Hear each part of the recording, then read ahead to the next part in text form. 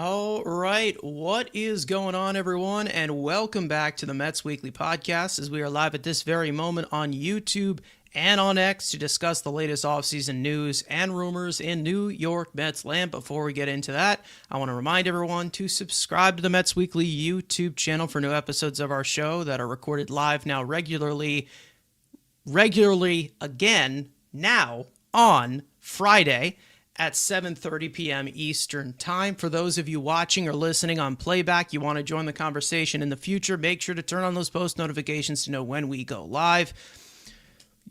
And also, if you're in the live chat right now, we love reading your comments, your questions, your concerns, all that great stuff. If you feel like you're being ignored, you're not being ignored, just going to be starred throughout the show. We'll try to pull up as many as we can to keep the flow of the conversation going. Make sure to follow Mets Weekly on X and on TikTok for more content over there. For our audio listeners, make sure to follow us on your favorite listening platforms to not miss the new version, the audio version of new episodes that go up at 9 a.m. the following day. Also, make sure to give us a 5-star review. It'll be greatly appreciated. So without further ado, let's get into episode number 181 of our show. And as of right now, the winter meetings in Orlando have come and gone. The Mets have ended the winter meetings in a rough place for Mets fans after what we have just experienced, losing two key members of this team for now 7 years, because both of them had their first years as Mets in 2019. And let's just say there is a lot of uncertainty right now with Mets fans, and that is basically what is keeping it all afloat to what is going to go on. And I think that's one thing that a lot of Mets fans don't like. However, we still have a show to do. We still have things to discuss, obviously. Frank, I will go to you here, obviously. You were not on here for our raw reactions to these two signings that happened. You've been kind of in and out of the show recently, but we were able to kind of line things up a little bit better for all of our schedules. So now that we are on it Friday, so hopefully you can be the weekly guest, the weekly co-host that you usually were. But either way, not a fun episode to come back from, but we're obviously going to get into it. But welcome back. I hate to say how you're feeling because, I don't know, but welcome back. Yeah, I don't know where you even want me to start. I mean, it was like I said, rough week. I mean, and we've been through a lot as Met fans, whether it's during the season or the off season. But like you said, to lose two key guys, losing one in one off season is enough. When you lose two on back-to-back days, it definitely is very frustrating. And as I've been saying, as the off season's gone on, you just get more frustrated. And the only thing that could kind of make me feel decent is if they just flat out say we're starting over. Because that's the only reason you can make at this point. Because what they are doing, you can't say you're making a better team. Because there's no way you can. You've watched other players go off the board, and your guys, it's not like they got super overpaid. It's not like, if we had matched this contract, it would have really set us back, and we would have prevented us from being competitive and building a good team. Like, there's no excuses there. So I just think that, for me, that's the only way this can make sense, because they have a lot of work to do. But it just feels that if they're not going to spend big, if you're just going for a bunch of, middle of the pack guys to fill your team, you got nothing. I mean, how could you possibly win? I mean, we talk about you need your stars to come through, but it's like, where are you going to get the talent from? You also need some kind of talent. So, and people are annoyed about Tyler Rogers going away. I mean, I'm glad the Mets didn't bring him back. When they said they might, that pissed me off too. I was like, here's a guy that, you're blinded by the ERA. I mean, what about when this guy comes in with men on base and he gives up a ground ball single and then the run scores? I mean, you got to look at the actual appearances that he made. I mean, this is someone that, with the kind of bullpen the Mets have right now at this moment, Tyler Rogers was no good for this. I mean, they need some versatility in this bullpen. They have a lot of openings there too. I mean, and that's kind of where they're at. They got openings everywhere. Bullpen, rotation, infield, outfield, DH. I mean, there's so much they have to do. Yet despite that, they still have a high payroll. It's like, how could that be? How can you be so bad and have such a high payroll? It's really crazy. I mean, listen, we have a roster right now that is very imbalanced, especially when you're talking about the depth chart, because you have like 2 outfielders as of right now, and you have like 7 infielders. Uh, the, I mean, just at this point, we'll see what they end up doing. We're not sure. And like I said, the uncertainty, I feel, is what is making a lot of Mets fans uneasy as of right now. There's plenty to get into as for the details of these signings, some other things, some other avenues that maybe the Mets are going in. But as of right now, it's very understandable for Mets fans to be upset, for Mets fans to be confused, for Mets fans to be frustrated because they don't know where this team is going. And it's definitely not a feeling that you want to have, especially when you know that there's expectation for this team to put on a winning product every single year, since Steve Cohen did end up buying the team. But we'll see where they end up going. Either way, Andrew, you're also here, obviously. In the aftermath of everything, the reaction, like we said on the streams that we did for our raw reaction to these signings, it's okay to be upset. It is okay to be upset. But there also are not technicalities, but also pieces of details that some Mets fans also do need to take into account in order to move on.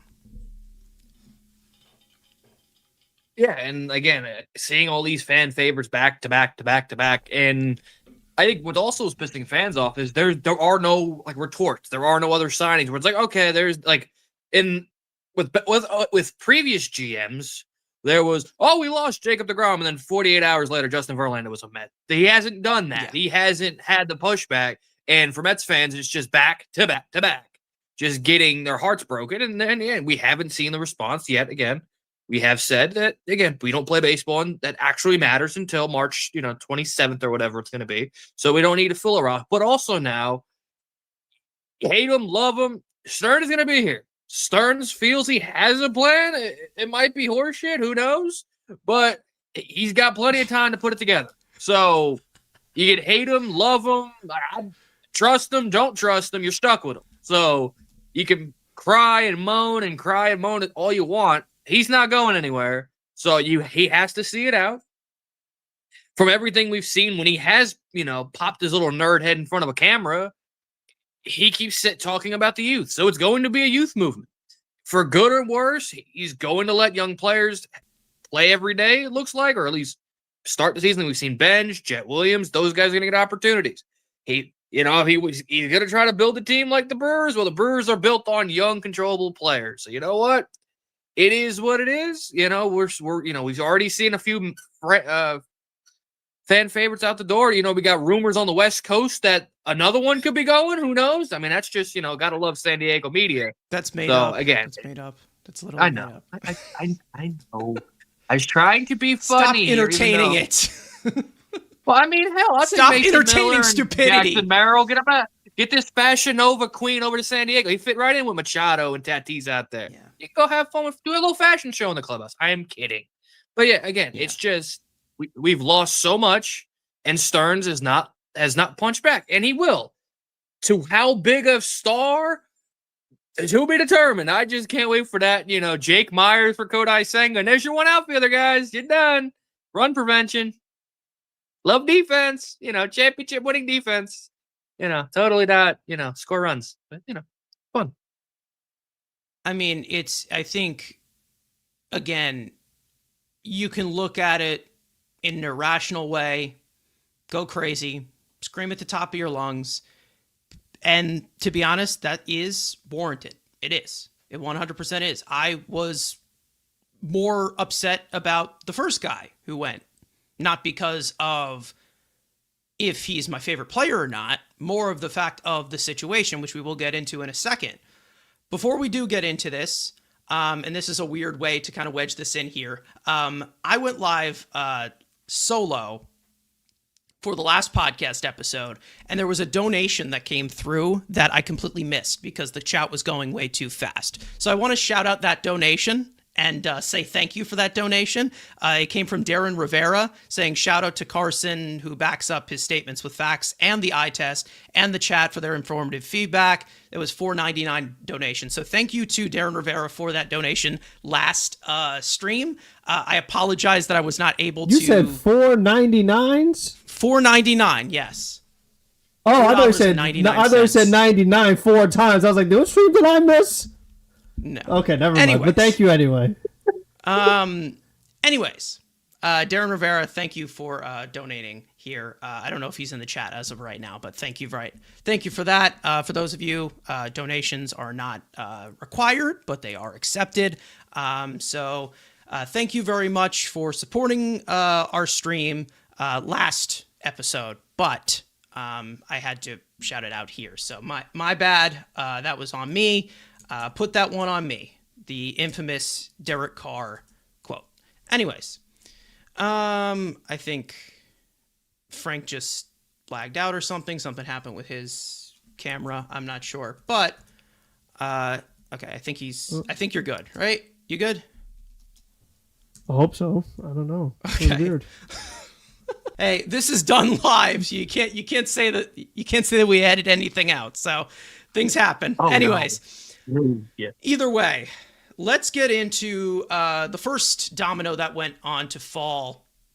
I should say kind of second because they would be the second core member if you're including Nimmo, who ended up being traded. But Edwin Diaz signed with the Los Angeles Dodgers for 3 years, $69 million. The trumpets have been muted, as we are saying. Either way, there was some information that ended up coming out because we always have the exit tweets that come out when a big piece ends up signing elsewhere. And as for from Joel Sherman on X at the beginning, saying that the Mets ended up offering 3 years, $66 million with modest deferrals, which was quote unquote what they said from league officials, modest deferrals, and expressed that there was some wiggle room to go higher before Diaz decided to go coast to coast to join the World Series champs. Anthony DiComo on MLB.com said that although team officials made it known they could still increase their offer, Diaz chose the Dodgers before that happened. A person with knowledge of his thinking indicated that the offers were not necessarily close in the slim difference in real world money, which is why Diaz's camp didn't feel obligated to circle back to the Mets at the end. Mike Puma on X said that other two factors that didn't help the Mets in trying to retain Edwin Diaz. Diaz's brother Alexis was with the Dodgers last season and spoke glowingly of their staff and infrastructure. Also, Edwin Diaz was less than thrilled with the Mets dumping pitching coach Jeremy Hefner. Jeff Passan on SportsCenter also said that the split between Edwin Diaz and the Mets started when he did not get a call giving him a heads up about their decision to sign reliever Devin Williams. He's a free agent, so perhaps that's understandable, but he was not happy about that. Either way, Edwin Diaz goes to the Dodgers and their tenure with the New York Mets after getting traded for Jared Kelenic and friends with a man who shall not be named who wore 24. It's been a while. He's been here for a long time. And obviously, like we said, some drama induced with some of those reports, like I just said, that I'm sure plenty of Mets fans have opinions on, and they have every right to have those opinions. But Frank, again, like we didn't get your reaction, even though I'm pretty sure you put out your own separate videos on your separate channel, obviously. Pretty much ends here with these reports, pretty much ends here the way Edwin Diaz's tenure went with the New York Mets. Up and down, a roller coaster, drama-induced, crazy stuff happening over and over again. Never knew where we stood. But either way, what is true here is that Edwin Diaz is going to the Dodgers. It is official. They had their press conference today. Anything you want to unpack from your reaction to this re-signing? Something that I didn't expect it to happen. But listen, he goes to the Dodgers. That's what he wanted. He moves on, and the Mets are going to have to do the same as well. Yeah, the whole when he was upset about them signing Devin Williams, that one I don't quite get that one, because I mean, like I said, he was a free agent, so they're not obligating anything to him. And second of all, why is he upset? Like, if anything, you were going to be the closer if you came back, not Devin Williams, and they made that very clear. So if anything, Williams was supposed to help Diaz in New York. He's supposed to help get him the ball. How many times this past season, when the Mets were struggling, did you not see Edwin Diaz for a week? Because this team didn't even have a lead in the ninth inning. The team, as we know for the season, never made a single comeback when they were down in the ninth inning. So there were so many times where Edwin Diaz just kind of sitting there doing nothing, or the super bullpen that they tried to build and Helsley and these guys were blowing the game. It's like, Devin supposed to help you get more opportunities. Like, I mean, I don't get that part of it at all. If he's upset about Jeremy Hefner, I mean, listen, time will tell. You know what I mean? Like, we'll see how good or bad Jeremy Hefner was, and if this new coach is better, you would hope. But, I mean, with the Mets, you never know, So that's something, I guess, maybe they had a good relationship. And if Alexis Diaz has good things to say about the Dodgers, I could understand that too. But overall, I think for the Mets, quickly they went and got Devin Williams, giving him a 3-year deal with how they've been kind of stingy with some other areas. I still find it very interesting. I hope it's not the Milwaukee connection that, like, David Stearns was kind of, and like we say, going for your own guy. Could that be something that's going on here? If we truly are, building the team in David Stearns' image, and you're going with someone like Devin Williams, that is... I just don't like it. I really don't. I felt like, Diaz, that contract is so much more worth it. It's so much safer, because at least with Diaz, I'm paying more, but I know what I'm getting. I know I'm getting elite, and it's going to get the job done. Whereas with Devin Williams, I'm taking a chance here. I really am. It's like, am I going to get the Milwaukee one? Or am I going to get the Yankees one? And I think that, it puts double the pressure on Williams, and it's going to be interesting to see. I mean, like I said, they now have a whole bullpen they got to fill. AJ Minter is going to miss opening day. Even Brooks Raley, like, he's good, but look how old Raley is. Like, you're going to count him to make it through the full season, the kind of workload they gave him. We saw how many Mets pitchers are having Tommy John. Like, it's going to be a tough road no matter what. So I feel like Diaz, at least you knew you had him. Like, you had something. Just, get the ball to the ninth inning. But with him out of the picture now, and Devin Williams here on a 3-year deal, and both guys got 3, and then there's talk of, like, $3 million different deferrals and stuff like that. It's just, I don't get it. It's like, I don't understand why they wouldn't just go the $3 extra million. But number two is that, like, if you did the Nimmo trade, and this thing that also frustrated me, the whole reason you did the Nimmo trade was for long-term money. And if you feel that you have to rely on deferrals to get a guy, despite doing that Nimmo trade and increasing your AAV this year in the process for Semien, like, I don't understand why you did it then, because it's like, what are you using it for? I feel like that's the other thing too. I just feel that as they keep trying to make these replacements, they keep getting worse. Yeah. Some people in the chat are saying, Rogers signed with the Jays, 3 years, $37 million. We already went over that. Listen, it's whatever. But either way, I was fine with him, fine without him. It didn't really matter. Andrew, I'll go to you here. Obviously, a lot of stuff coming out about this whole stuff with Diaz. There's also a possibility that maybe he just did not want to be here. Like, who knows? Maybe there was a suggestion to where he just did not want to be here. And if he doesn't want to be here, we're not going to hold anybody hostage. Like how we say, if somebody requests a trade, if you don't want to be here, we will move you. That's fine. Either way. I mean, again, we know that the bullpen needs a lot of work. We know it does. We know that Devin Williams was a factor into possibly building the bridge to Diaz. We'll see how they are going to form this together. But again, there's a lot of uncertainty when you move on from a piece like Edwin Diaz, who is a very dynamic reliever.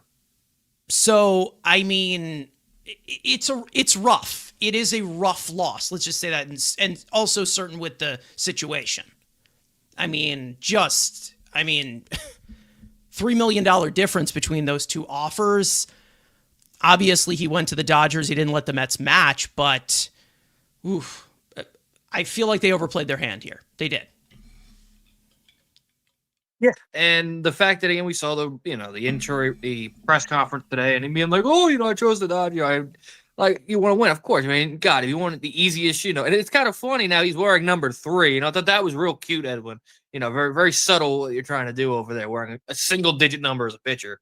But yeah, if he doesn't want to be here again, you can't hold him hostage. I mean, it is, and we also need to keep into this consideration, especially when it comes to that. Oh, he was hurt about them signing Devin Williams. We all got egos. And we could say it as fans and being like, oh no, that's supposed to help you. But in the back of your mind, you're like, bro, you should be prioritizing me. I've done it in New York and I was good in New York. Why are you signing him first over me? You signed me first, then you go sign that guy. We all got egos in the thing. So if that is a real factor, then it's a petty one. But again, human beings are petty. Any little thing, again, and we could say, oh, that's not real. Imagine being in your job and being like, you and another guy, and the boss picks that guy, but you're like, I bust my ass. He sits on his ass watching YouTube videos. Why is he getting paid? That's where it kind of be. So again, for that perspective, if that mattered so much, yeah, I just love his brother told the Dodgers, was so good. Yeah, Alexis played 4 innings with them, pitched 5-6 innings with the Dodgers. He's such a long Dodger. And they fixed him. Remember, he was good in Cincinnati. We thought, oh, he go to the Dodgers and be fixed. He still sucks. But again, like you said, if some guys just want to win, and we'll see how toxic this locker room was, and we got a bunch of guys, pulling the guns to each other, want to kill each other. You get out of that dysfunctional organization, go to the Dodgers. You get a little bit of defer money, you get the money now, and you're gonna win the World Series. There ain't nobody touching you. I get it. It sucks for us, it sucks for the rest of baseball, but if you have, the best team in baseball saying, hey, that's our only hole, we want you and we love you and we want you to fix our major problem, everyone's jumping at that. So we can be as mad as you want and understand it's, it's a bitch move. It is what it is.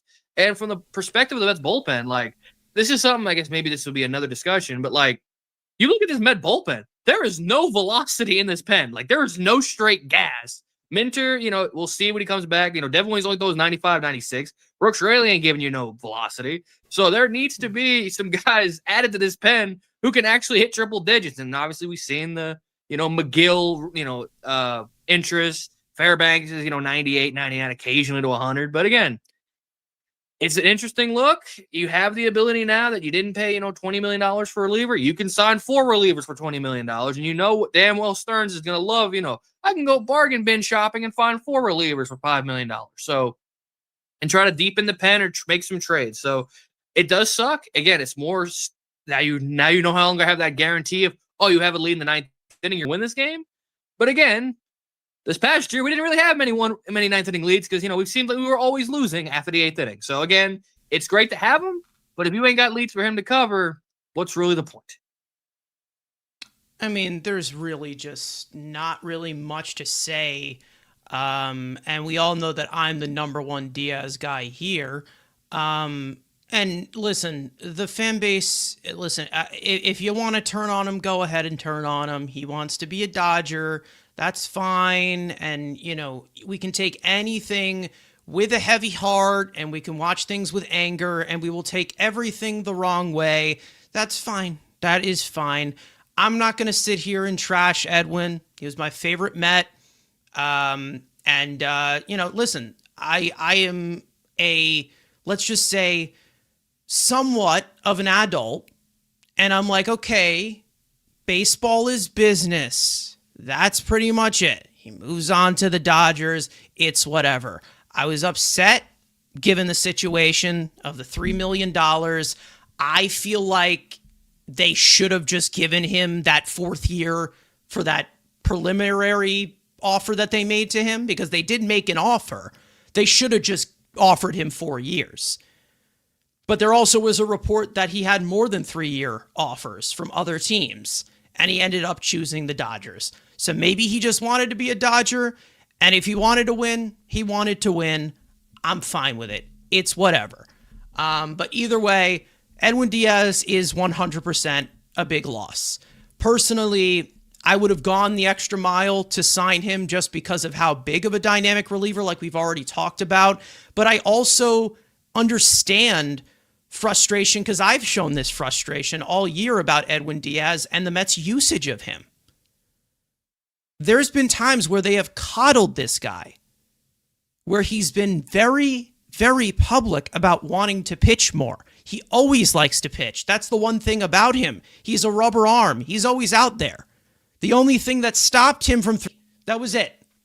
Either way, he's out there. He's throwing. He's a rubber arm. And we saw times, even for the guy who just signed that everybody's talking about in the chat here with Tyler Rogers. We saw that one time where they did not go to Edwin Diaz for that second inning and decided to go for Tyler Rogers in the 10th inning with a runner on. That's mismanagement right there. That's how they lost the game. You know, like we saw that many, many times before where they wouldn't give him the second inning. They would be like, oh, well, no back-to-back days, when he was the $102 million arm. So I understand that type of frustration. What I don't understand is frustration about Jeremy Hefner, which Jeremy Hefner kind of put Diaz a little bit back onto his course after, who is that guy? Who's the guy we had in 2019? Elin? Reagan? Not Reagan. Not Reagan. They fired, was it Elin? Dave Island? Yeah, Island. Dave Island. Dave Island. And Jeremy Hefner came in 2020, and he kind of put him back on his course. That's fine. But personally, if firing Jeremy Hefner was such a big factor, he would have joined the Braves, right? Doesn't that make a little bit more sense? Like, if the pitching coach was that big of a problem, wouldn't he have joined Atlanta? More sense? I mean, and again, I'm not saying that, oh yeah, Diaz, you should have went to the Braves, because I don't want him on the Braves. But what I'm saying is that makes a little bit more sense, doesn't it? Because Mark Pryor, we already know Pryor, the pitching coach for the Dodgers. We know there's a reputation as well of those guys not staying healthy either. So I'm not going to sit here and say that that's just going into from one situation to another. That is fantastic. But again, the Dodgers are a winner. That's true. They've won back-to-back World Series. The Mets are in a stage where they want to be like the Dodgers, but they're very, very far away from that. And we are going to get into that more as we talk a little bit more about Pete Alonso here. But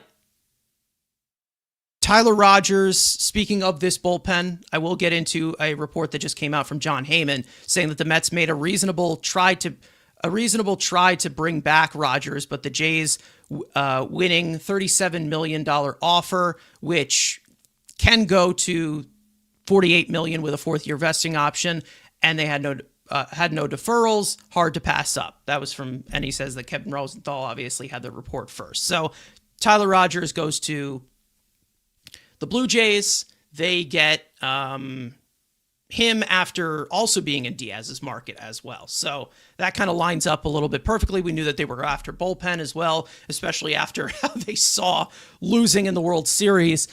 Either way, again, I'm not going to sit here and make Edwin Diaz the devil, even though to some people it'll sound scummy. Maybe it's just the fact that I like Diaz and I'll be rooting for Diaz no matter what. But you know, it's whatever. I mean, I always said that I was okay with him going somewhere else. If he ends up going, he ends up going. But the way that it kind of unfolded, I was a little upset in that matter. Let's just say that. Just because of the whole situation where Devin Williams comes over here, he's a David Stearns guy, and then it kind of just gets pushed to the side where Edwin Diaz ends up going to the Dodgers, and the difference is $3 million between these two offers. And yes, I know that that Diaz apparently did not let them match. But again, I still would have given a 4-year deal up front as my first ever offer. And apparently they didn't end up doing that. So I don't know what the thought process is for this bullpen now. Could it be Devin Williams possibly being this team's closer? It's likely. We know that they aren't ruling out a possibility of bringing in another closer, another back-end guy, but we'll see. Devin Williams seems to be the guy that they are committing it to. And I do think that Devin Williams can be good, but I liked him a little bit more in the 8th inning. So I do think that in this certain situation, I 100% believe that they overplayed their hand with Diaz. They should have made a little bit more of a push here, but we know that Devin Williams has closer experience, and they're going to have to find a way to figure that out.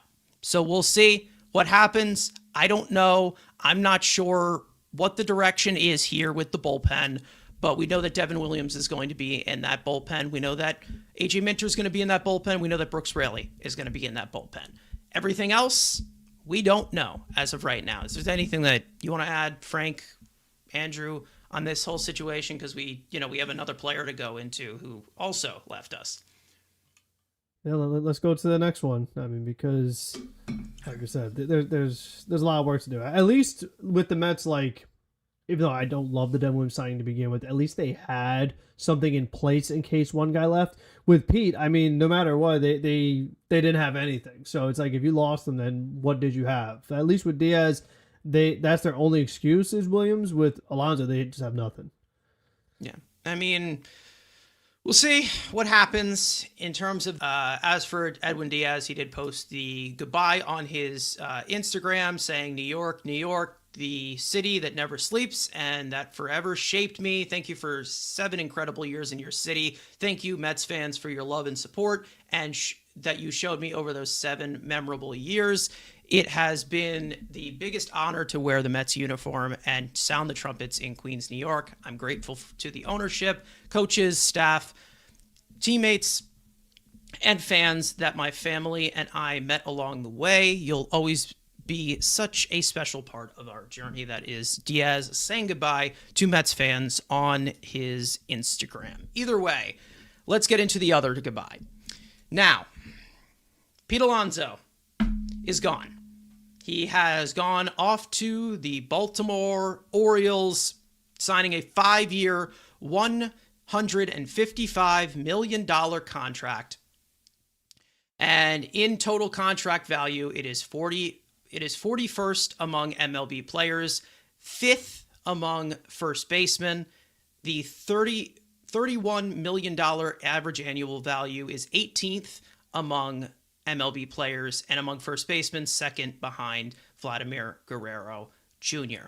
As for some of the reports, the aftermath reports that came through with Pete Alonso off to Baltimore, Anthony DiComo said via X, saying that the Mets never made a formal offer to Pete Alonso per source, as it became clear to them the bidding was heading to places they weren't interested in going. John Heyman, via the New York Post, said that the Mets never made an offer because they never conceived the price would raise like this, and word is they were shocked that somebody else gave him a 5-year deal at a raise from the $30 million he made last year. There was never going to be that match on Alonso for the Mets, who are fixated on runs prevention at the expense of the power and popularity, which are pretty important too, which is John Heyman's opinion. And Mike Puma said that the basic message I just received from Mets official in the lobby, there are plenty of holes to fill, and it's a long offseason, and there's plenty of good options available. So again, Pete Alonso, obviously, big part of this team for 7 years. Like I said, both him and Edwin Diaz were here. Andrew, we are kind of on the same page here, and I'll redirect it back to you. Listen, there's plenty of angles that we can put out to this of either trying to convince Mets fans. We talked about this on our stream, the raw reaction of him going to the Orioles. But I personally, again, this is just me, and this is probably just a select few. I personally already mourned Pete Alonso leaving the second he signed with Scott Boras. I don't know if that's how you feel as well. I always knew that it was a possibility. And he signed with Scott Boras, what was it, 2 years ago? Like, I very numb, to be honest, because we knew that this was a possibility. It was a possibility. Yeah, and I think David Stearns told you all he thought about last year with how that negotiation went. He had every opportunity, if he wanted to give him a 3-4 year deal, lock him up, and have him be here. What did he do? He does a pillow contract. He has a good year. He comes out and he opts out. And the fact that, again, he doesn't even make an offer. Again, people will tell you who they are by their actions. And he has told you ever since he's come here, has been here, he does not want this polar bear. And the fans had that last grasping hope that Steve Cohen would be that magical knight in the distance to come save and play the fan card. He never wanted him. He was never going to pay him. And that's what happened. Baltimore gave him an offer he couldn't refuse, and how fast he had. We were saying, oh, there's no way Alonso signs. You know, we're at the winter meetings. We're expecting, again, this to draw out. And it's almost like, again, Baltimore said, oh, we lost Kyle Tucker. Well, we've got this burning hole in our pocket. Who's the next fat guy we can pay? You. Come here. The fact that they already had 3 first basemen on the roster just to sign another one. So, and now they're overplayed. You know, we have 97 second basemen. The Orioles have like 96 first basemen. So now you bring him into that roster, which makes their lineup better and good for them. I think the Orioles lineup's great. They still can't pitch for anything, but you know, lineup looks good on paper, really deep. Adley bounces back. That's a real scary team offensively. But for the Mets, Stearns told you he did not want him. So hey, you again, burn the polar hats, burn the polar bear jerseys. I guess we're not shooting out a polar bear out of the apple for the 5-1 homer. Good riddance. They have, you know, champagne showers in Baltimore. He'll love that, getting soaked after every homer. But now the Mets pivot. And again, we talked about this throughout all the offseason last year and this year. There are going to be solutions. And I can already see, well, he's not Pete Alonso. Well, David Stearns is telling you we want to make a different looking team. And if you're telling me that they're going to trade for a guy to play first base, maybe the guy we're going to talk about later, and then you're adding a DH, and then you add a center fielder, and you have a deeper 1 through 9 lineup, I'd much rather have, instead of paying Pete Alonso the $30 million, $31 million, you're telling me that I can maybe have a deeper 1 through 9 lineup built of league average or above hitters? Or I can say Polar Bear, Juan Soto, Francisco Lindor, and then, God, that back half of that lineup sucks. If this gives David Stearns, again, he has to prove it. And again, he knows that. And he knows what he's done. He has to go to work. So again, we are continuing to play in the world of what ifs because we don't know what his plan is. But again, maybe a video I'm going to do. I have a solution. If you're telling me maybe this is the way you go and you can have a deeper lineup of MLB caliber players while also giving the opportunities, not right away to the kids, but to still have that possibility to use some of that top prospect capital that Davidson clearly wants to use, it gives you that, you know, ability. Playing pretend is fun, as Evan says. But yes, that's the point. If all the Polar Bear kids are crying into their milkshakes, that sucks. The kids are pissed. That understand. David Stearns did not care. David Stearns is a straight, common, doesn't care about your feelings. Go eat a polar burger. Go take it out. Have fun. This is what he wants to do. He wants to get more athletic. He maybe wants to go deeper with a deeper lineup. Again, we're playing in ifs, ands, or buts. We don't know. But again, the fact that we are shocked that there are still people that were shocked about, oh my God, I can't believe he's not a Met. You guys make me look smart, and that's a problem. Anyway. That's going to fucking cure. Either way. Okay. Yeah.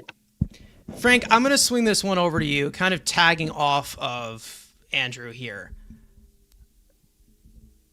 Brandon Nimmo, Edwin Diaz, Pete Alonso, all gone. Basically sends a message here. Whether it's sternly or not, no pun intended, that it does not matter if you are a fan favorite. I don't care if everyone loves this guy. If he's been good individually, we need to make a change. What will that change be? I don't know. None of us know. And like we said, there is uncertainty here. But there also is a vision here, or a vision that Mets fans have had, of seeing this team underperform. And I'm sorry, I can't say I'm giving $155 million over 5 years to Pete Alonso to flip around and say no.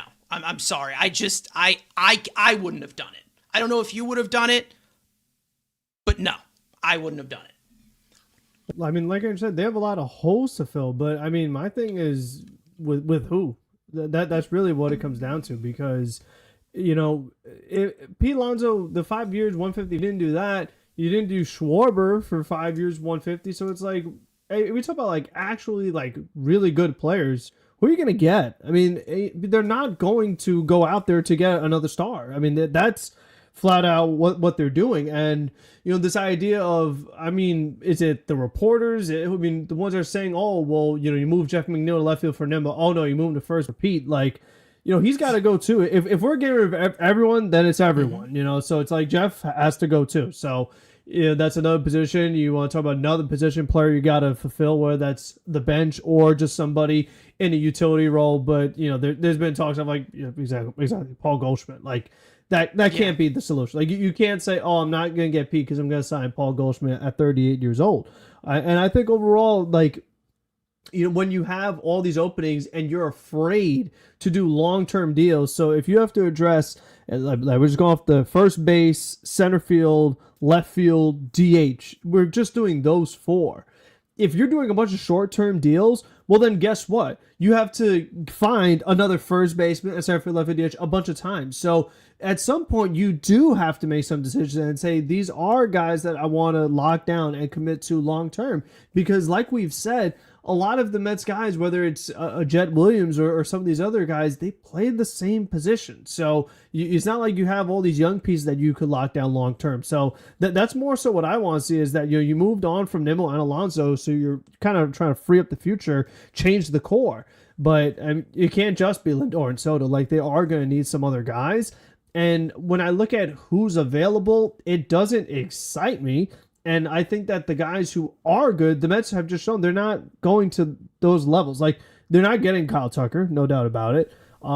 At first, I wasn't huge on the Cody Bellinger thing, but with the way this offseason has gone, I feel like he's almost a need at this point, because they need center, left, and first. He plays all of them. So if you could just, you know what, if you get something else to work out, okay, then you could move Cody to the outfield. If you somehow find outfielders, okay, you move him to the infield. Like, I feel like that's someone they kind of need, because they have some. They need more versatility on this team to begin with. So I just think that would add something for them and make you feel a little bit better about Pete.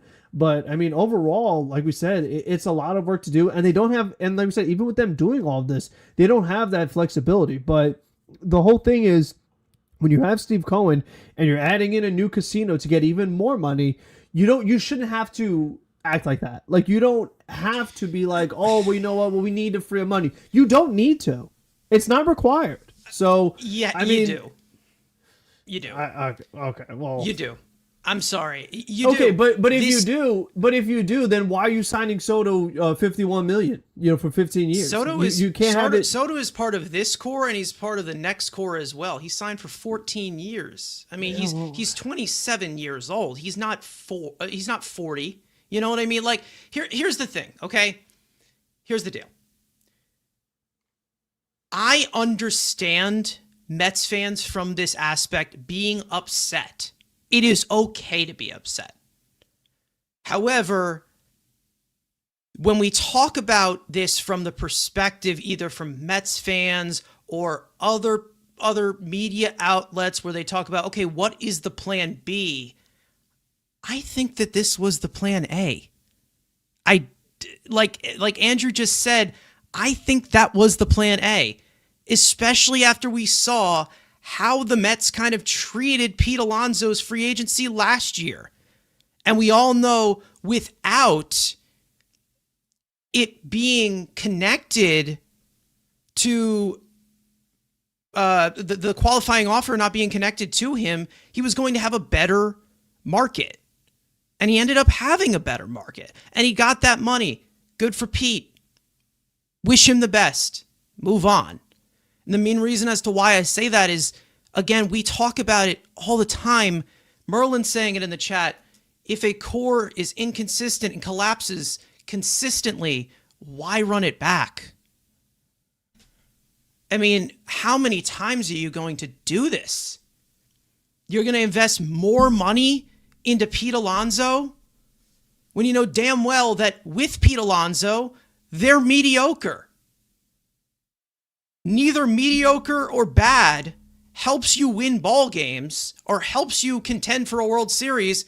But in one of those where you're bad without Pete Alonso, that in that reality, you're not overpaying him and you don't have a top heavy roster, which we've talked about a lot. And this is the one thing that I can't listen to over and over and over again. How are we going to replace Pete Alonso? How are we going to replace 40 home runs? You're not going to replace him. So stop trying. Stop trying. Bring in multiple pieces. Make the lineup deep. I know, but you also have to see that there talks about, oh, they're really interested in a reunion with Starling Marte. It's like, that's what we're talking about here. That's how we're going to make the lineup better. You know, we're not going to keep Pete. You know, we're going to have Marte to, that's who we want to keep. We're talking change the core, but we want to keep the bad players. Like, that doesn't make any sense. And if they end up doing that, then I'm going to have a different conversation. Okay, but again, but that's what's being talked about. I already know why Marte's coming back. We all know why Marte would come back. We all know why. He's got a best friend in right field.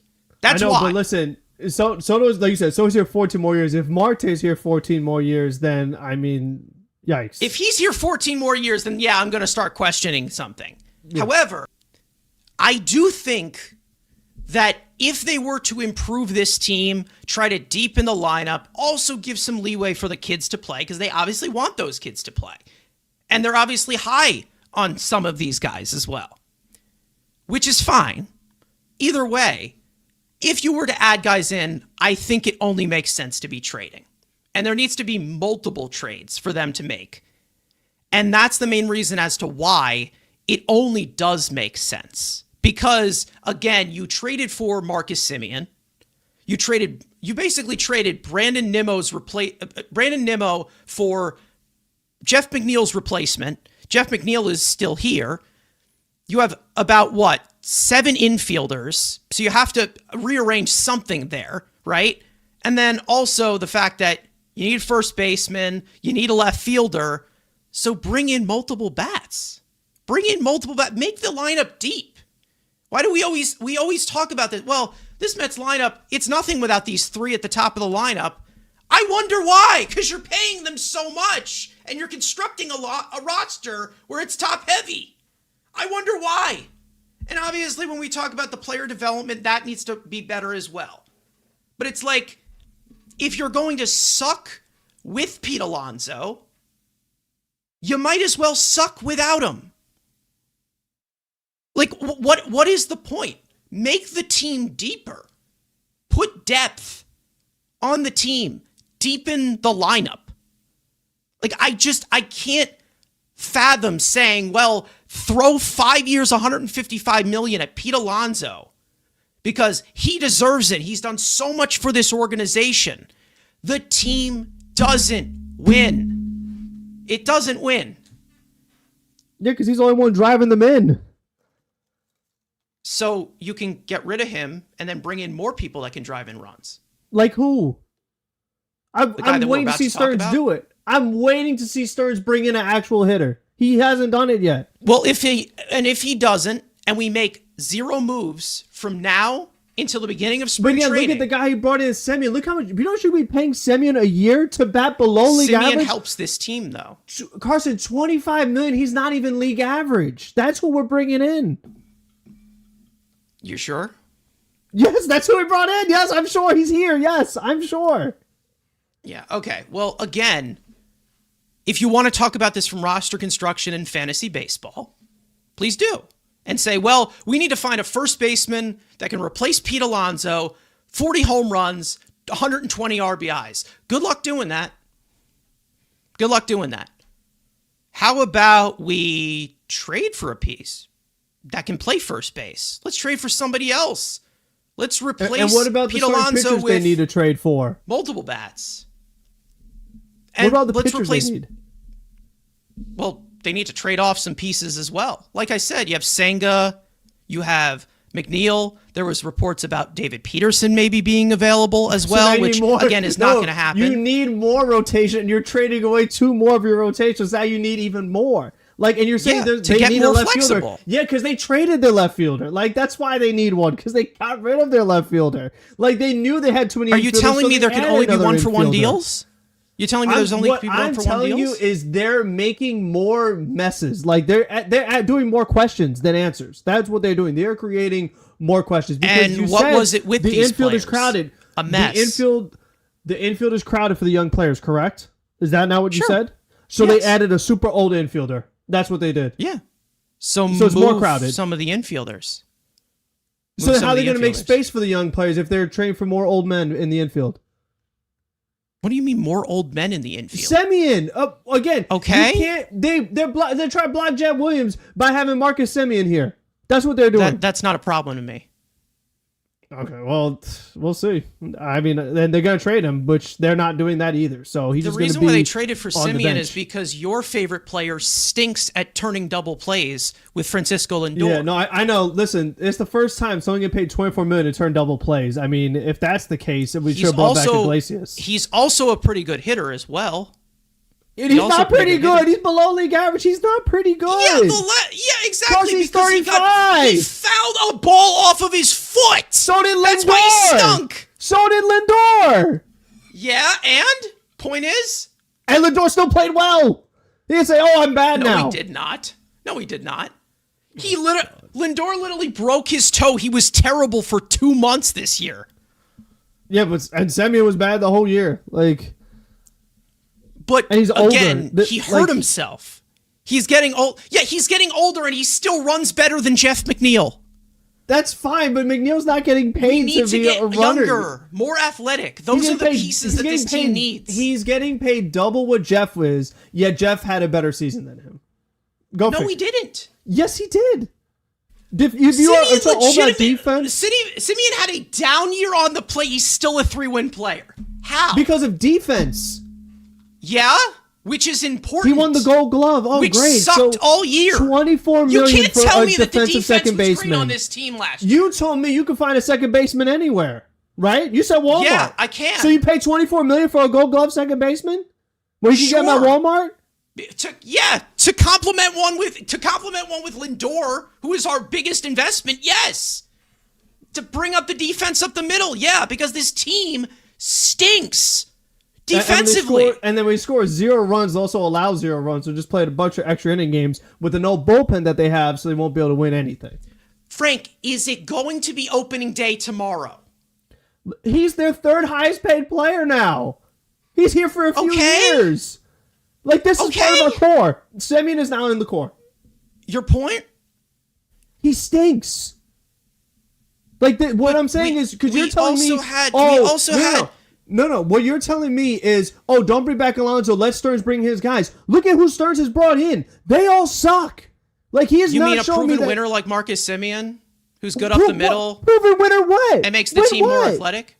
Win what? The guy who won a World Series with the Corey Texas Seager Rangers? won a World Series, not Semien. It's not a one-man sport.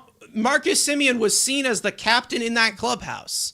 Oh, well, yeah, but And I wonder what we got reports about. If he was their leader and their captain, why would they trade him? Why would they trade their leader? Probably to get rid of his contract. Because he stinks. If Because he's so they good, why want to don't get they rid keep of him? his contract. then why would they trade for a worse contract than Brandon Nimmo? Because Nimmo's a better player. Oh my God. Brandon Get good Nimmo. Players. Oh my God. He's not Brandon old as Nimmo him. isn't going to provide to help this team. He was on a trajectory to be a DH. You want more DHs?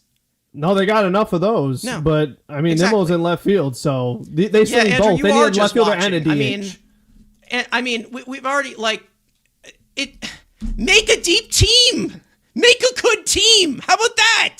Stop with the shit of, stop with the player, okay? Enough with let's give this player and this gets this player. Pete Alonso does not deserve the top 1% money. He doesn't. And he got it from the Orioles. Good for him. Move on. The defense on this team was garbage. It was one of the reasons why they missed the playoffs. And then you also have an inconsistent offense. Yeah, let Stearns bring in his guys, and then we can judge it. Because now, let's see, we have all the Sandy guys gone. We have all the Brody guys gone, because Diaz just left. You have, let's see, all the Billy Epler guys are gone if Marte leaves. That just leaves one left. You know who's left, Frank, right? You know who's coming next. Going to San Diego. Who? One guy left from that 2019 team that everyone said was glorious, but still missed the playoffs because all this team does is choke. Frank, you were questioning the leadership all year. Marcus Semien is a clubhouse leader. That's all he's been known to be. But shouldn't it be the guys who are getting paid the most? Shouldn't it be them? I guess they're it should supposed be, to right? lead the team. I guess it should be, but that's not the situation we're in right now. So unless you want to find mock trades for Francisco Lindor and Juan Soto to get them out of here. I liked Andrew's idea of Jackson Merrill. That sounded pretty good. That could happen. Yeah. We'll see. That's more like it. Get younger. Let's make deals. Let's make trades. How about that? And then let's also, I don't know, develop young talent. That would be cool. Something that the Dodgers did well before they became in that big market.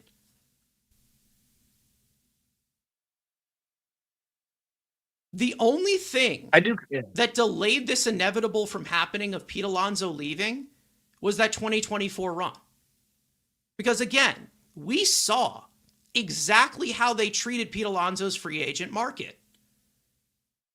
And with that qualifying offer attached to him, he was obviously, draft pick compensation, of course. So, and they get that for Diaz, by the way. So, advantage us, right? Either way, Andrew, there is, again, we knew this was going to happen. It was expected to happen. And yet we're all sitting here in a panic, like Stearns is, Saddam Hussein here, when the Mets are the ones who made this bed. The players made the bed. They don't win. They just don't win. So we're going to pay Pete Alonso more for them to just not win again? They're mediocre with him, and they're mediocre without him. What's the difference?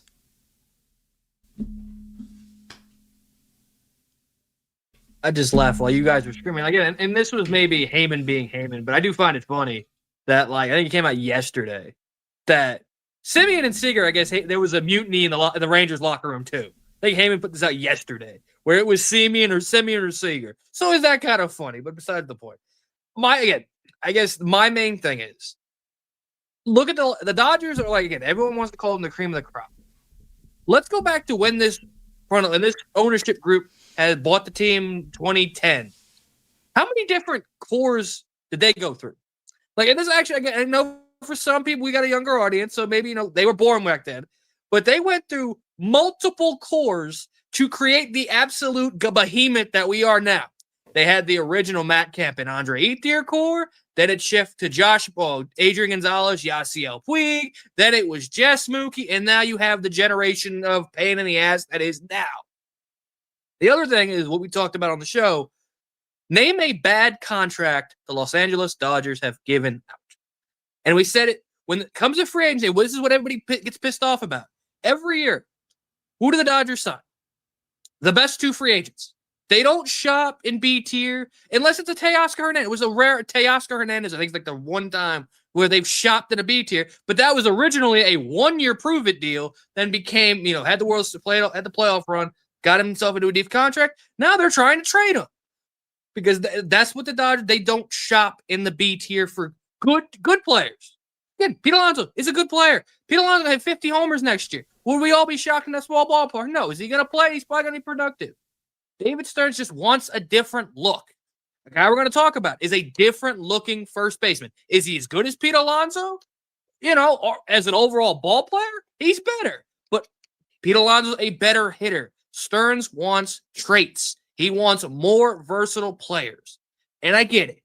Everyone loves Pete Alonso. It's everybody's fan favorite. We get it. He's a good player. He's going to put up godly numbers. But if he's not providing anything defensively, he's not providing anything on the base pass, David Stearns does not like one-trait players. That's just the common thing. He wants multiple traits. He wants to get more athletic. You're not paying a 31-year-old going into he's not going to commit to one-trait players either. I mean, and that's what Pete Alonso is. Let's be real for a second. Yeah, how many does Soto have? What do you mean? How many does Soto have? He stole 40 bases this year, Frank.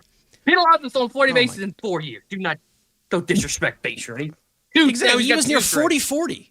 He was near 40-40. And not to mention, we don't need to talk about Soto as an old man into his 30s because he's not 30 yet. He plays like an old man in his 30s, though. He can't move. Wow, an old man in his 30s goes near 40-40? He can't move. And now he doesn't have his first base coach anymore. He's done. If he can't move, then why did he steal all of those bases? Exactly. Because the first base coach. Everyone stole bases. He's still faster than McNeil. Exactly. Okay, that's not saying much, though. McNeil's not going to pay $50 million. It doesn't say much at all. I just wanted to take a jab at you for no reason. You have to quadruple the amount. Again, we don't know what they're going to back it up with, but what I know is that what they have locked down right now in Lindor and Soto, those are the types of transcendent players that you want leading your team, and those are the types of, full on, like, I feel like even if Stearns was in that position to trade for somebody like Francisco Lindor, he would do it if he had the resources to do it in Milwaukee. Like, that is a player that he would have. These guys are in the prime of their career. And again, with Juan Soto, that's kind of extends the timeline. Like I said, he's in the prime of his career. But again, like we already said before the offseason even started, conversations that are going to make fans uncomfortable. What is happening right now? Everyone is uncomfortable. Why? Because of what they're seeing right now. Well, this team should have succeeded then. How about that? Win then. You made your bed. This is what happens when you lose baseball games with a top 1% payroll every single year. They have 2 playoff wins. And the only reason why they have those 2 playoff wins is because this leadership group that everybody wants to pay insane sums, this leadership group couldn't do anything, and they needed a 36-year-old Latin pop singer to save the season. This core doesn't do anything. They haven't done anything. They don't win. You're going to tell me right now that signing Pete Alonso helps them go right back into it? No. Because if they sign Pete Alonso, they're going to be like, oh, well, what else are these other holes to fill? Oh, wait, we don't have any more space to do that. We don't have any more depth to do that. Because we have to. Let's make a deep team. How about that? Let's go into saying, okay, Pete Alonso is gone. Stop trying to replace him. Because you're not going to find 40 home runs, 120 RBIs. We know we're not going to. I hate to say the whole Moneyball scheme, but let's recreate 40 home runs. Let's recreate 120 RBIs with 2 players, 3 players, something like that. That's what they should try to do. Not to mention what Andrew just said. 1-trait players. Pete Alonso. Again, whether you're talking about the lack of leadership in the clubhouse or whether you're talking about all this, I'm not blaming Pete Alonso, but I'm not going to say that, he didn't contribute to the shortcomings of this team. We already know how terrible his arm is there at first base. So again, 1-trait players. You need all-around ball players to help you win ball games, for you to be consistent, to use all tools. Not to mention with the shift going away. You know. What? How many 5-tool first basemen do you know? I don't need a 5-tool first baseman. Well, that's what you do, because that's why I need a first baseman that doesn't airmail throws. I need a first baseman that doesn't airmail throws over the pitcher's head and over the catcher's head. Because as good of a defensive catcher as your guy Francisco Alvarez is, he's not going to be jumping 700 feet in the air because Pete Alonso can't make a goddamn throw. And I know everybody says, well, defense is not great, not so, a big of a factor at first base, and it's a power position. Yes, but in the Mets context as of right here, let's be real for a second. If Pete Alonso makes a certain throw, they win that game, that hypothetical game. And we've seen so many times his costly throws costing us games. Didn't we miss the playoffs by 1 game? Yeah, how many games did he build him out with his bat that none of those guys came through? But it still wasn't good enough. And not because of him, though. What about all the times that all these other guys that we talk about the bottom half of the order didn't come through? I mean, what about all the pitchers that didn't come through? That stern sign. A Pete-led team.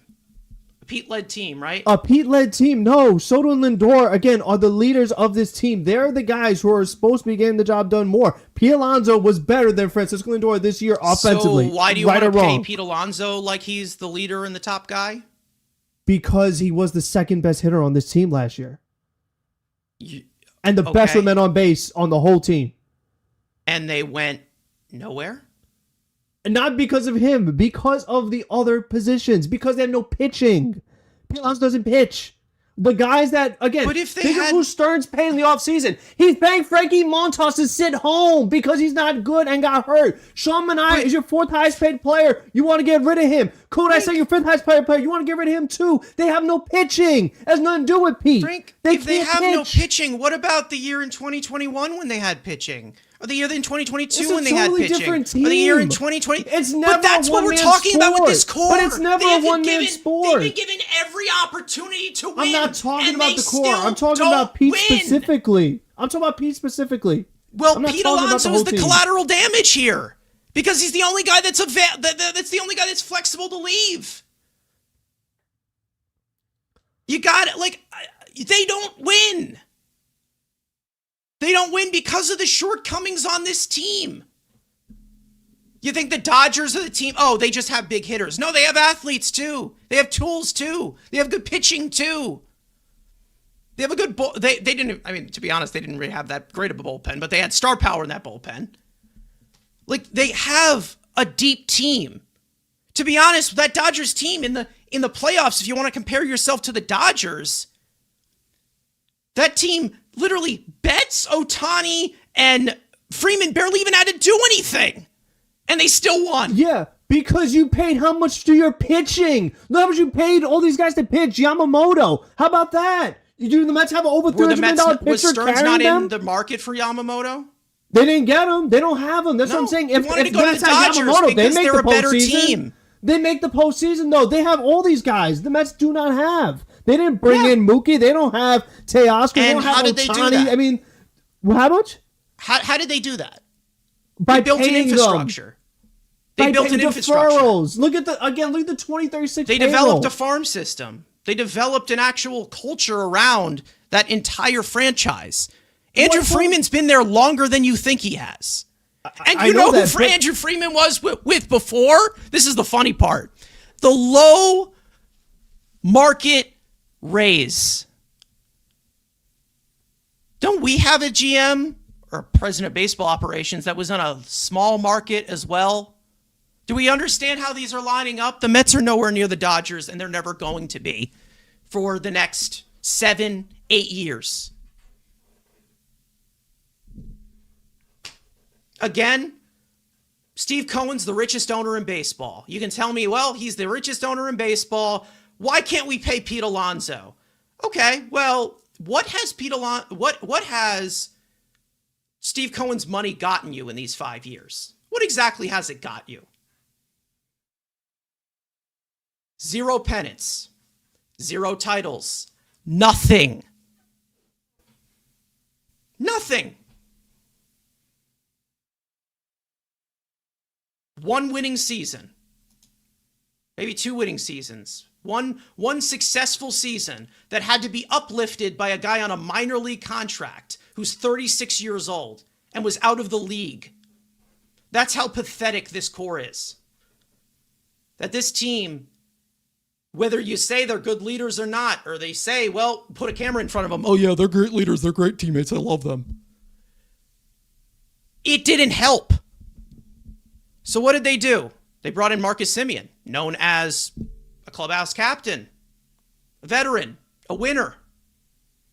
Do we see how this is all connecting here? I understand it's not connecting because Pete Alonso's gone and the world's on fire. But again, build a team. How about that? Build a team. Let's do that. And I will have plenty of comments of what I like and what I dislike of the players that they end up bringing in. Even though, to some Mets fans, the offseason is done and opening day is tomorrow. But, again, they're nowhere near the Dodgers. They're not going to be the Dodgers this year. So why don't we stay in our lane here? Our lane. Because it took the Dodgers, 10 years to build this infrastructure to where they can have Betts, and they can have Ohtani, and they can have Freddie Freeman. And they can have Yamamoto and Sasaki and every single player on the planet. You know why we have Juan Soto, right? Because the Dodgers didn't even make a high bidding. That's the only reason why. Because we can all agree that Juan Soto was an overpay. He was highly overpaid.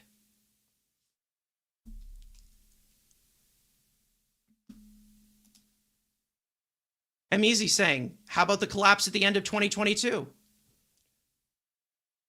How about the collapse in 2023 where they had all of these veterans that they brought in that were supposed to bring the pitching so well? No, I am talking about it, but it's the core. I'm not talking about that. I'm talking about David Stern's regime. Who has David Stern's brought in that's actually good? That is what I'm talking about. You putting all this faith in this guy. What has he provided? I'm not saying I'm putting faith in the guy. I'm letting him do his job. You are, though. You're saying, oh, no, I'm just letting him do his job. Stearns knows who to pick. I'm just letting him do his job. That's literally it. And how's he doing? Tell me how he's doing. How's he doing? Well, he let Pete Alonso walk, and everything's a disaster. I'm not talking about Pete. I'm talking about everyone else. How's he doing? I mean, he got you to the National League Championship Series 2 years ago, right? The next year. Yeah. He also did I wonder why. Yeah, why? Because the team he built? What do you mean the team he built? The team he built. I didn't stutter. The team he built. What do you mean? The team? What I mean his bad offseason, his bad trade deadline, his bad offseason, bad trade deadline. That's exactly what I mean. Or what about, I don't know, when it all came down to it, with the team built around an offense, they put up a goose egg in Miami? Okay, and what did he do to address the offense? We knew the offense sucked. What did he do? He didn't address the offense. They got you Juan Soto. Yeah, and what did he do? They got you Juan Soto. Walked. What else did he do? It didn't work. Yeah. No, actually, Pete walked to Baltimore. Andrew? Let's just end the segment, and then we can go talk about maybe replacing him. Thank God this is the last time we will ever talk about Pete Alonso, unless we're playing the Baltimore Orioles. So let's talk about Wilson Contreras, guys. And let's try to get happy, because goddamn, that was entertaining. I mean, it's just like, I don't know how many times, you can just look at the message that's being sent and be like, oh yeah, I don't understand this. We already said we're going to have these discussions, and that was going to include Pete Alonso. And it's also going to include Jeff McNeil too. Like, I don't know. We're talking about uncomfortable conversations here. Conversations that's going to make this fan base talk uncomfortable. What did you think? Like, what did anybody think we were going to talk about? The things that were flexible. Senga, McNeil, Pete Alonso, gone. David Stearns told you exactly that I don't care if they are fan favorites. They don't win. They never win. Ever.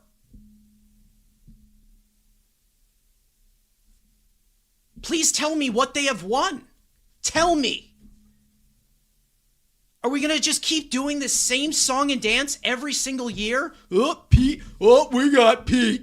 And we got McNeil. And we got all these guys here. Potential. And our homegrown guys. Your homegrown guys stink. They don't win. They're losers. And I'm not blaming Pete in general. I'm talking about the team as a whole. They don't win. So are you just going to bring him back and be mediocre again with him? With also as well a top 1% payroll? We're just going to keep doing this over and over and over again? Or you can let the Orioles sign him. The Orioles enjoy him. He can be the leader on that team, the veteran on that team with that young core. As that Orioles team gets even wider.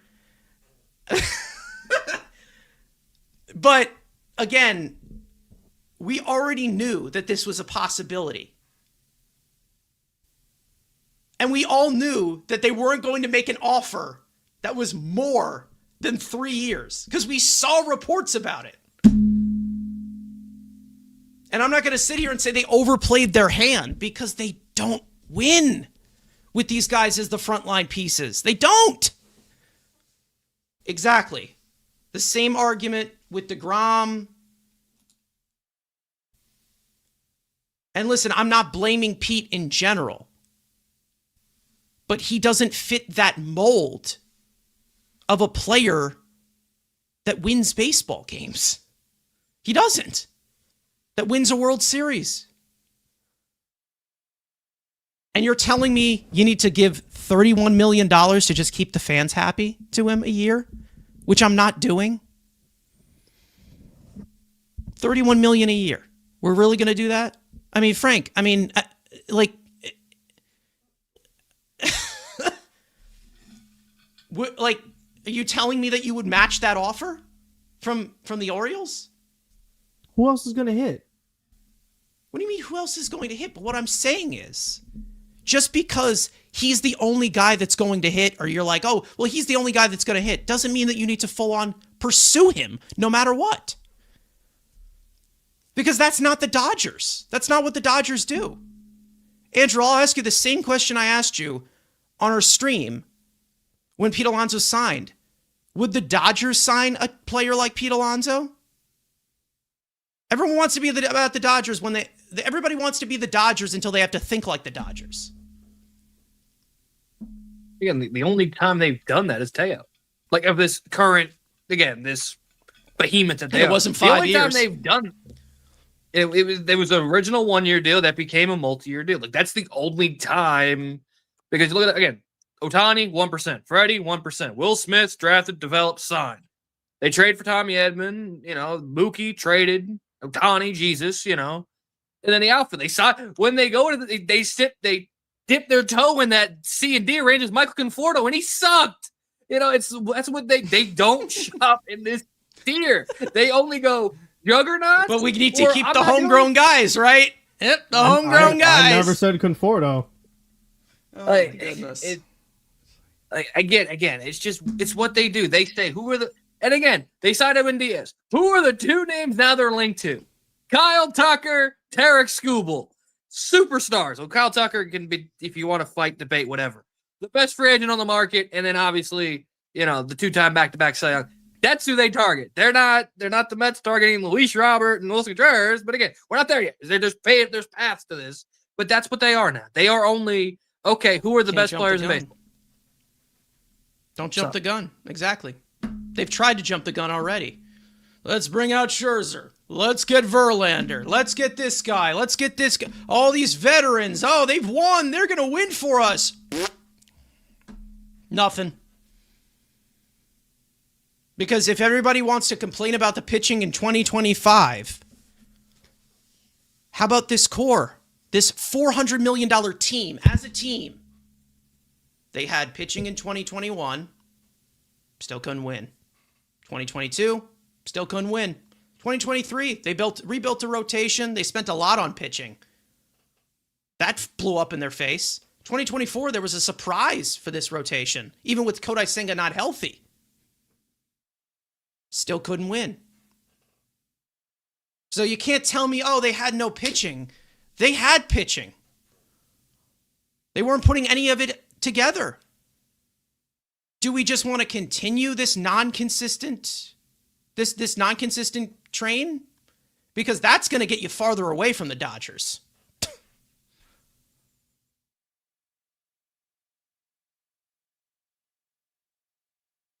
Getting Alonso, exactly, as Dwayne's saying here, getting Alonso gets us nowhere close to the Dodgers. Because we already had Alonso. What are we with him? What are we with Alonso? Frank, tell me, where are we? Not in the playoffs. Do you remember the Mets played the Dodgers a couple years ago in the playoffs? Were the Mets not giving up 10 runs a game? Did that not happen? Am I imagining things? And why was that? The pitching that you're talking about, that we had all this pitching. They were getting up 10 runs a game to the Dodgers. They didn't have pitching. Okay, so they should have just went to the playoffs with Jacob deGrom in his prime then. But they didn't, because they're not good. No, you're taking it out of context. Always. You need a team. Yeah, we do need a team. And paying Pete Alonso $31 million, it's just going to make you a top-heavy team. It's just going to be 3 players. They got more. So which one is it? Do you need a team or you need to pay Pete Alonso? You need both. Okay. If you need Pete Alonso, what have they done with him? Lose. Well, let's see what they do without him, because, this is going to be the solution. I can't wait, because Stern's doing a great job. So keep it up. All right. Well, again, we can full-on critique this team as it is right now. We can do it until we're red in the face.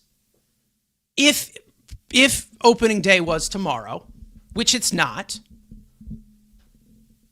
and they'll figure out what they need to do. Because they need to trade pieces. They need to offload pieces. We're going to start to have different discussions if they don't. And you know that I will 100% critique it. But you can't tell me that losing Pete Alonso is the straw that is breaking the camel's back right now. Because what are they with him? Not in the playoffs.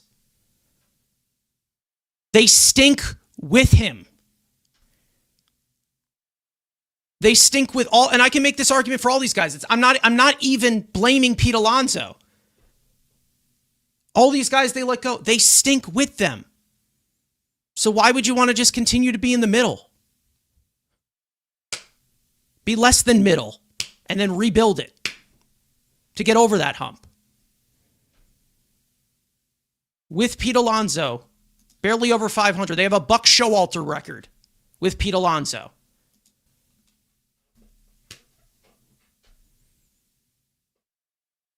I don't know. Again, let's close this out with Pete Alonso's goodbye that he posted on Instagram yesterday, saying, New York, thank you. These last few years have shaped me in ways I'll carry for the rest of my life. This city demands your best, and I'm proud to look back knowing I gave everything I had into earning the privilege of wearing that jersey. I'm blessed with I've been blessed with incredible teammates, coaches, trainers, staff, and countless people who helped shape me into the player and man I am today. I'm forever grateful for every person who challenged me, supported me, and believed in me along the way. Thank you for the passion. Thank you for the love, even the tough love that comes with playing in New York. When it came time for first pitch, thank you for being electric through it all. Thank you for getting rowdy every time I stepped up to the plate and made the building shake when a ball found a seat over the wall. Your energy fueled me more than you'll ever know. You believed in me and you made me better. With love, Polar Bear. And he did not say LFGM. So is he really loyal, Andrew? Is he really loyal? He didn't say LFGM. Well, now he's got to say LFGO. That kind of sounds funny, LFGO.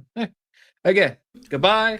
We will never talk about him again unless we are playing the Baltimore Orioles, which we do in September. So the name Alonso is banned like Vogelfat and Drew Smith.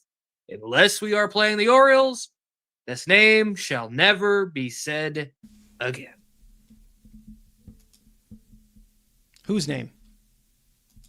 Exactly. Wilson Contreras, because that's who we're about to talk about. Anyways, let's get into where they pivot from here. Because obviously, this is a big black hole of nothingness that the Mets are in, but that's actually not true. Let's try and build a team here. Let's try to make some moves, because the offseason is not over. We saw some discussions towards the end of the winter meetings about 24 hours ago that the Mets were in talks with the Cardinals, exchanging some names as well about Wilson Contreras. Now, as for this report, it came from John Denton of MLB.com, who is a beat writer, so basically they're Anthony DiComo from MLB.com. As for Wilson Contreras, if you're talking about the first base position, he started playing first base in 2020 this season after being banged up. There was also some stuff about him with pitchers. There wasn't the best communication, so they just thought move him over to first base. And he had a pretty good offensive year. 124 weighted runs created plus, 20 home runs, 80 RBIs, 52 extra base hits. He slashed 257, 344, 447. He is going into a 34-year-old season. He is going to be owed $35 million through the 2027 season, 17.5 mil for each of those years, and he also has a club option for the 2028 season. Obviously, his biggest specialty is his numbers against left-handed pitching, which he has destroyed throughout his entire career. He has a 135 career weighted runs created plus against left-handed pitching, and then also in 2025, he had a 142 weighted runs created plus against left-handed pitching from that certain platoon. He hits the ball hard, gives you great quality of contact. He is I believe, among catchers, he is one of the top guys in barrel rate and also barrel rate per plate appearance, not just batted ball data. A little bit of swing and miss there, but again, does hit the ball hard. Gets on base at a decent clip. Good with runners in scoring position as well. Hits the ball hard, like we said. Unrestricted free agent in 2029. Club option 2028. Now, you look at this and you see 20 homers, 80 RBIs. Like we said, that mold of Pete Alonso. That doesn't fill the void of first base. But you have other holes on this team. So, filling in first base, not replacing Pete Alonso. Pete Alonso doesn't exist anymore. He's a Baltimore Oriole. He's in Baltimore, okay? He's wearing orange, okay? He is an orange bird now. He was a polar bear, now he's an orange bird. Wilson Contreras as a first base option. Andrew, I'm going to go to you first. I know that you are very familiar with St. Louis because you are near that team. It seems like, offensively and defensively for Contreras, who was one of the best defensive first basemen, it seems like he adjusted to that position fairly well in 2025. What are your thoughts on the possibility of bringing in Wilson Contreras to play first base, especially with a team that just lost a right-handed bat? Yeah, again, this was a guy that I was talking about during before, the man who should not be named was signed. And I brought it up, and him and Yandy Diaz are clear, potential target. And then we hear again down here in the Missouri, the Cardinals are even willing to take on money. And we saw it do it first with Sonny Gray to get better prospect capital. So you are, he's due the 2 years, 30. He's got the $5 million buyout for the club option. So you have to pay him the $5 million buyout.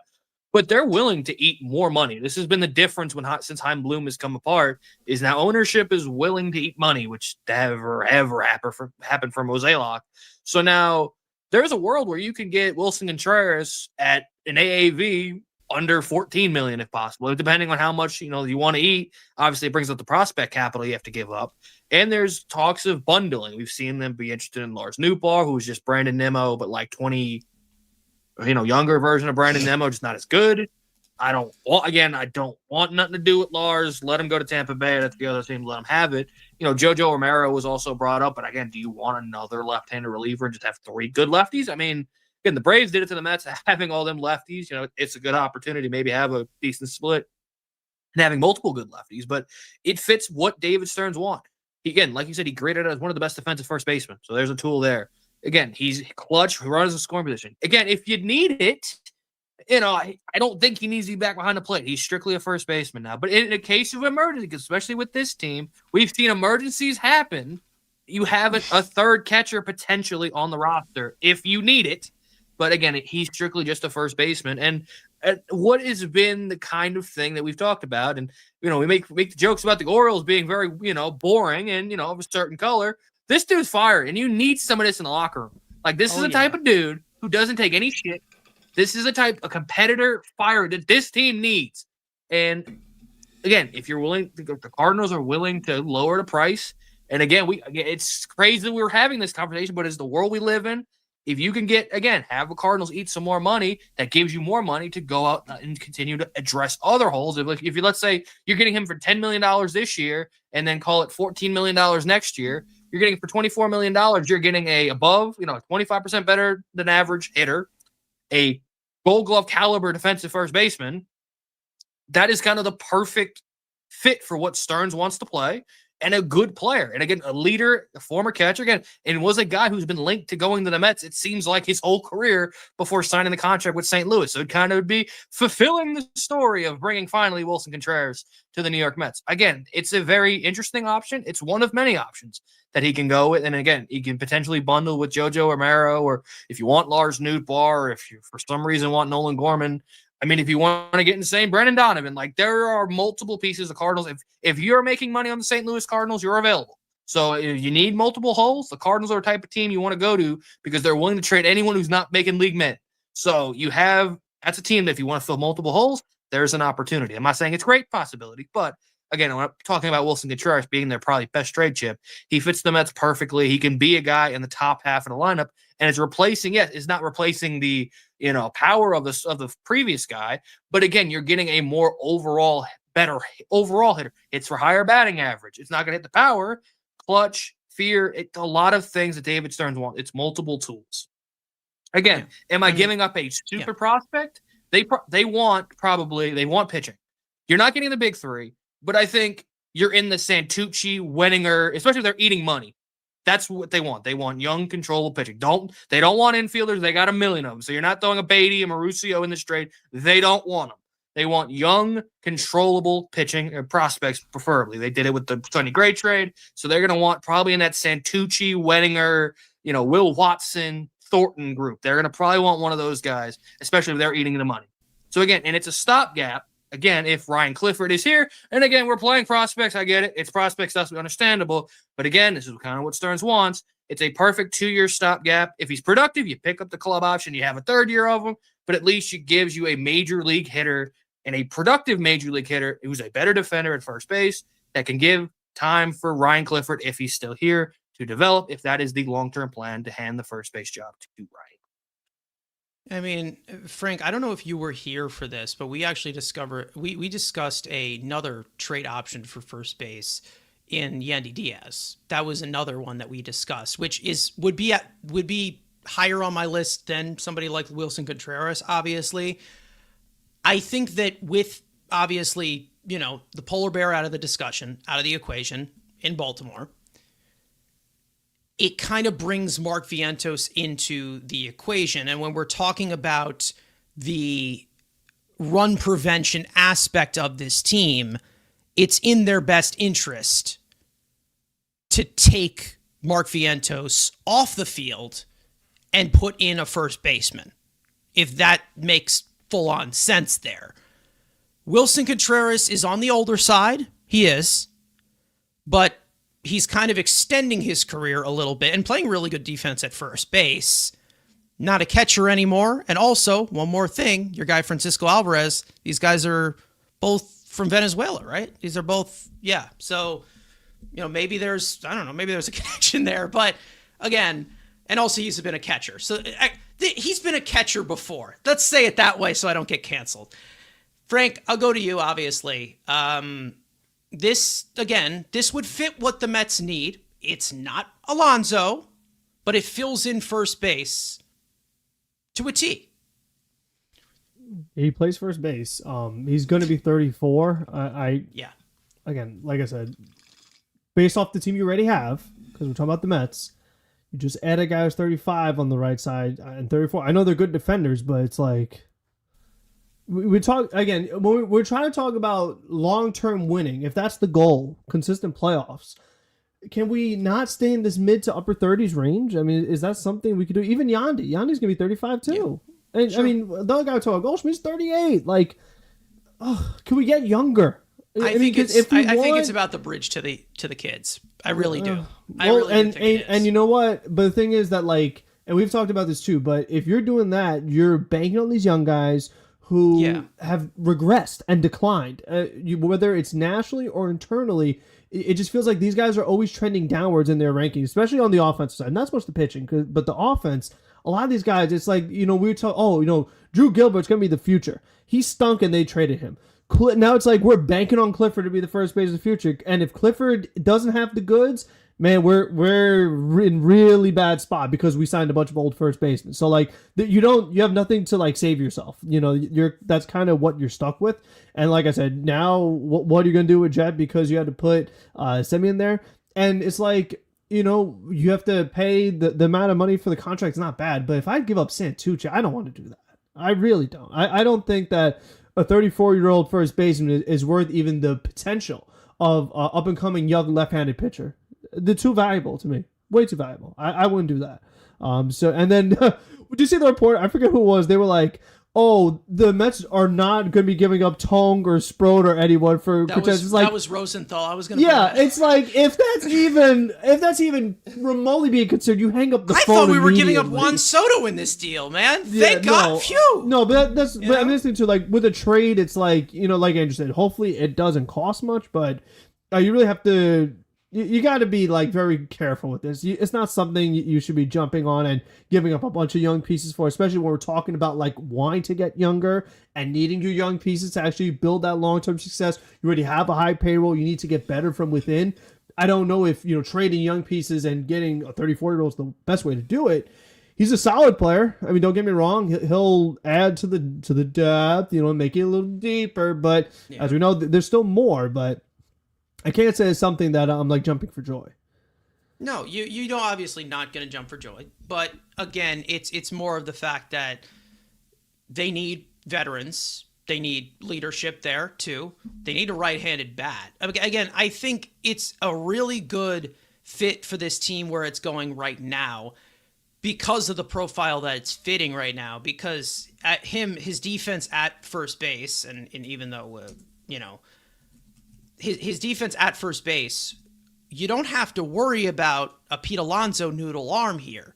This guy was a catcher, right? So he can make these types of throws. And I know that his defense at behind the plate regressed a lot going into his 30s, but it's a little bit of a different angle from first base. And when you're seeing how he played first base, a +6 OAA, still has the arm strength, which is in the 76th percentile. He also has some average sprint speed. Like he can move a little bit still, even at age 34. Well, they played him in left field a little bit too with the Cardinals, They right? did, right, Andrew? yeah, As, because like of he was his moving arm, off catcher, and with the Cubs even. Yeah, that was Yeah. Yeah, that was kind of the first year that deal they had in the outfield, and now it's been because he had that since big injury Goldschmidt left. too. Now he's He had the injury, He had and also then once with the Goldschmidt arm left- injury. It was against the Mets, right? With JD Martinez. Then Contreras had gotten hurt, so he has that versatility. Which again, they need that right now. This team, I mean, you need other options. If something does provide itself at first base, where if somehow Vientos was getting reps there, you need Contreras to start a game or two in left field. I mean, they need to have more options available to them. Yeah. So. They do have that aspect. And listen, we've seen a bunch of catchers go down in the same season. So if you need it for a game, you need it for a few games, you need to have other things available to you. So from that regard, I like that part of it because in general, like if you are going to be starting over, you need more guys with positional versatility because they don't have that, especially if the one guy that has it, they want to get rid of him too. They're going to need some more. Yeah. I mean, we'll see what that move looks like. I think that if you do close in this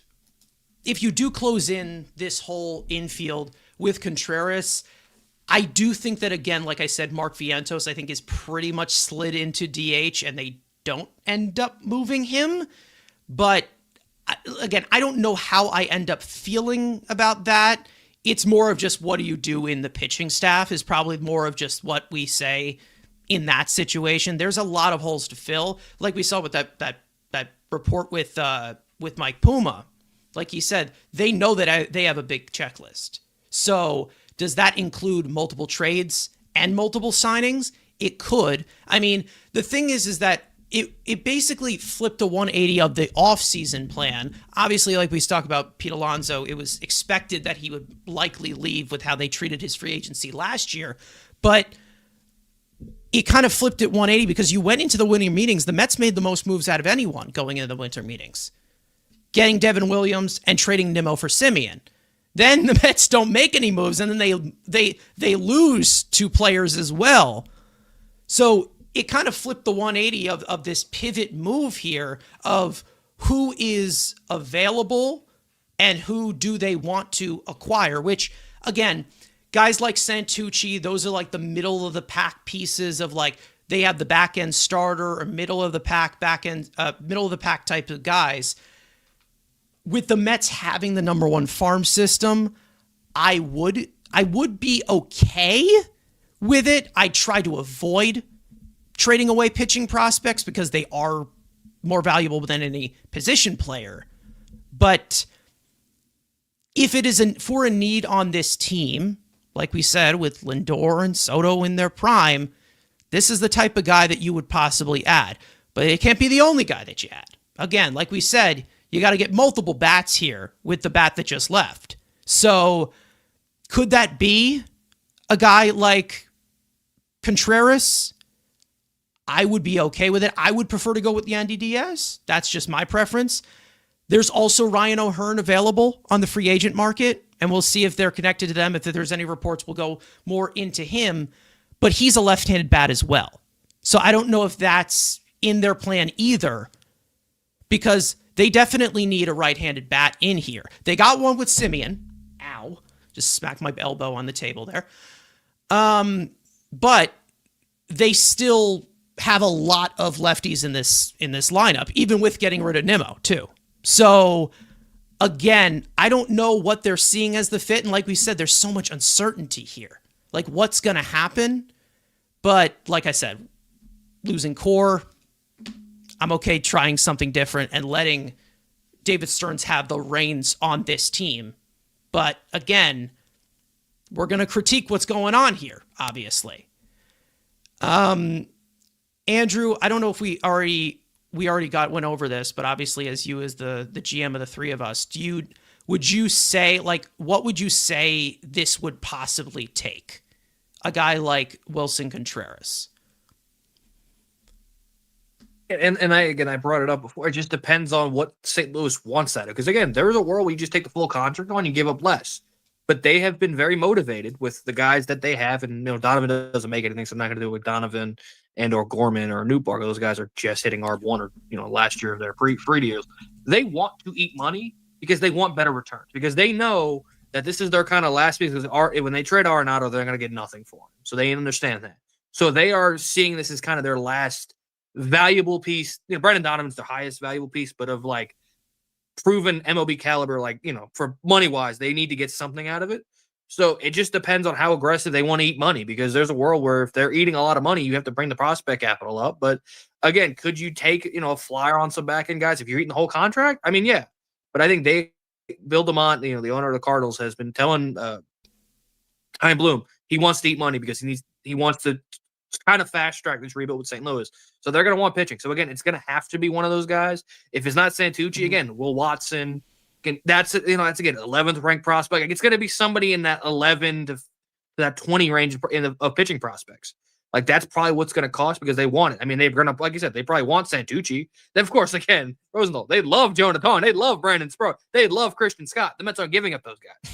But again, in that next group, they're going to want one of those guys in the next group, because they just want that young pitching. We saw with the Gray trade, getting the two guys, one Richard Fisk in the big league, and then they get the lottery ticket lefty. That's what they want. They want kind of lottery tickets. So if there's guys in that 20 to 30 range of prospects pitching wise, that they'll probably take one of those guys with the guy in that second tier of pitching prospect. That's what they want. Because again, I would be shocked if they want infielders, because they already have a bajillion, and they want to give JJ Weatherholt second base or shortstop if they trade Mason Wynn. So they don't want infielders. They really don't want outfielders, because they have 95 with Walker, and they got rid of Michael Ciano, who was claimed by the Braves the other day. Victor Scott was a Gold Glove nominee. Like, so again, they have so many. They're like the Mets, kind of, where they have so many position players, but not enough, players. Alec Burleson would be another guy that potentially be on the block. He had a really good offensive year, but he's similar to Pete Alonso, where he's just a bat. He cannot play defense. I mean, they've tried to stick him in left field and first base, and he's just a good bat. And he's left-handed, so again, that's not really what the Mets need. So again, from St. Louis's perspective, they just want pitching prospects. So it's going to be one of those guys in the mid-tier, and then maybe another lottery ticket guy in the back half, or maybe an international signing or late draft pick that we've had is probably what they want. Because again, this is kind of one of their only two shots with Donovan to kind of replenish their farm system. I mean, if we're talking about the pieces that we have and we're talking about need for need, the Mets will obviously either attach whatever it is they will have to attach. But again, you have $17.5 million with Wilson Contreras, and then you have $15 million with Kodai Senga. Then you add in a prospect there. Is that where you kind of build a trade? Because again, McNeil can't go in that. Again, infielder. Like, that doesn't make any sense. They have been looking to add a veteran starter that they could flip at the deadline, but they're not in that saying. They were looking at guys like Tyler Mahle and that level of veteran. I mean, again, so they're looking at the David Peterson type of guy, right? St. Louis, you want David Peterson, right? Right? Yep. No, again, and maybe that is something that maybe they're interested in, but I think they are interested in adding a starter. But I don't think, again, they're trying to make their payroll under $50 million. That is their plan. They want to get their team payroll under $50 million because they are rebuilding. So I think, unless you're eating some money, I don't think they have interest in Senga or Peterson. They they've been in the Tyler Malleys and again, maybe 5 to 10 million. Again, a waiver wire to that guy that they can flip at the deadline. So again, if you maybe eat some of the contract of Senga, maybe they're interested. You eat some Peterson, maybe that could be a 1-for-1. We've seen already 2 1-for-1 trades so far this offseason, and probably from reports we're going to see more guys of these kind of hockey trades. So there's a world where it isn't, but I think they want one. They're just trying to get as cheap as possible on the team salary wise to go into this rebuild, and then they'll see what they have. So again, they're going to probably just want strictly minor leaguers, but it is a thought because again, that's what kind of we've seen so far in this offseason. These kind of hockey trades 1-for-1, it makes sense if you equal the money and you had a prospect, maybe it is something there. But I just think they want, again, free players. They don't want to be taking on money. They are just trying to shed as much as possible.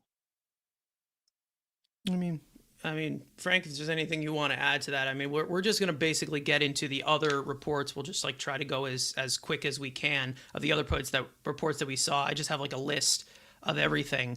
McGill and Peralta, there was talks about that of the Mets obviously checking in. David Stearns obviously has a connection with both of those guys.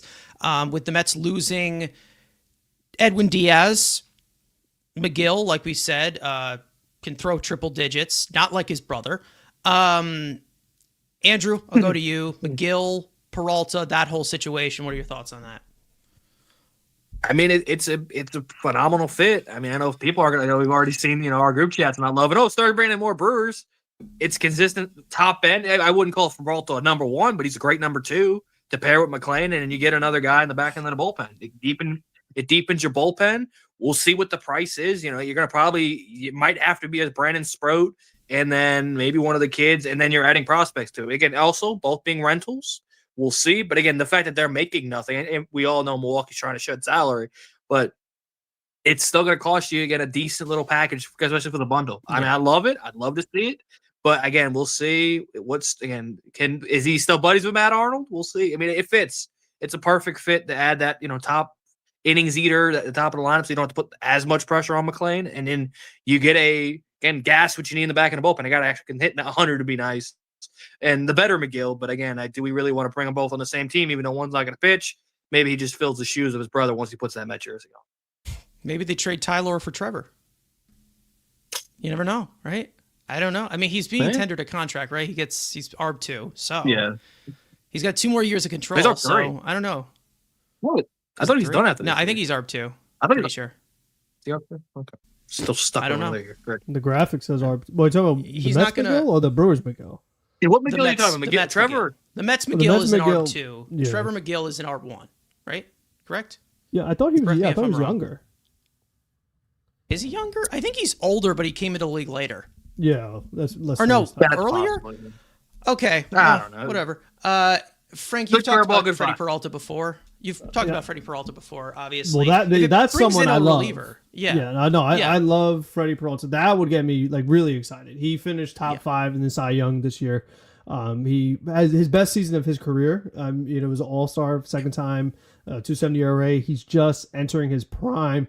He's a guy every single year, 30 or more starts. Again, there's not many guys that give that. I just think that, especially even his contract. The other guy I can think of is on the market, Valdez, and he's going to be trying to get 5 or 6 years. And Peralta's younger and not a jerk. So, I mean, you have that going for you as well.